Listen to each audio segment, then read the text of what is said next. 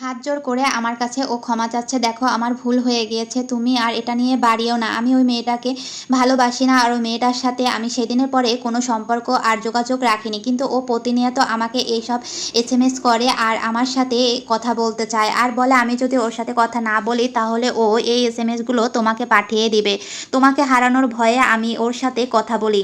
তখন বলি তুমি ওকে আমাকে হারানোর ভয়ে ওর সাথে কথা বলো, এতটা মিথ্যা কথা তুমি কি করে বলতে পারো? ও তখন বলে বিশ্বাস করো আমার সন্তানের জন্য আমি বলতেছি, আমি আমার সন্তানকে নিয়ে কোনো মিথ্যা কথা বলবো না, তুমি আমাকে একটু বিশ্বাস করো।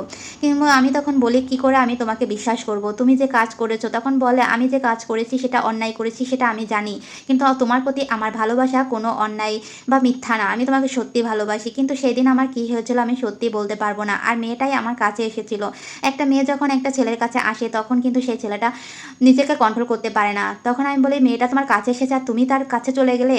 তখন বলে আমার অন্যায় হয়ে গিয়েছে, তুমি আমাকে ক্ষমা করে দাও, আমাদের সন্তানের জন্য হলো আমাদের সম্পর্কটা বাঁচিয়ে রাখতে হবে। কিন্তু আমিও বা তখন কি করব, আমার সন্তানের জন্য তো আমাকে বাঁচতে হবে। এরকম কথা বলতে বলতে আমি খুব উত্তেজিত হয়ে যাই আর খুব কান্না করি। এক পর্যায়ে আমার পেটে অনেক ব্যথা ওঠে, আমি বিছানায় বসে পড়ি, আমাকে সুজন তাড়াতাড়ি ডাক্তারের কাছে নিয়ে যায়, কিন্তু ডাক্তারের কাছে নেওয়ার আগেই আমার অনেক ব্লিডিং শুরু হয়ে যায়।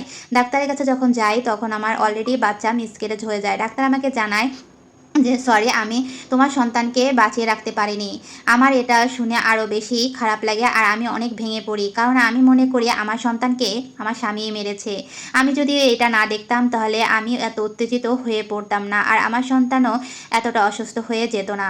আমি ওকে খুব খুব অপবাদ দিই, ও নিজেকে ক্ষমা করতে পারে না, কারণ আজ ওর জন্যই হয়তো বা আমি এতটাও উত্তেজিত হয়ে গিয়েছি। তারপরও ও আমাকে জড়িয়ে ধরে অনেক কান্না করে আর আমার কাছে অনেক ক্ষমা চায়, বলে তুমি আমাকে আজ আমি আমার নিজের দোষে আমার সন্তানকে হারালাম, আমি যদি এই জঘন্য পাপ না করতাম তাহলে আজ আমার সন্তান এই পৃথিবীতে থাকতো।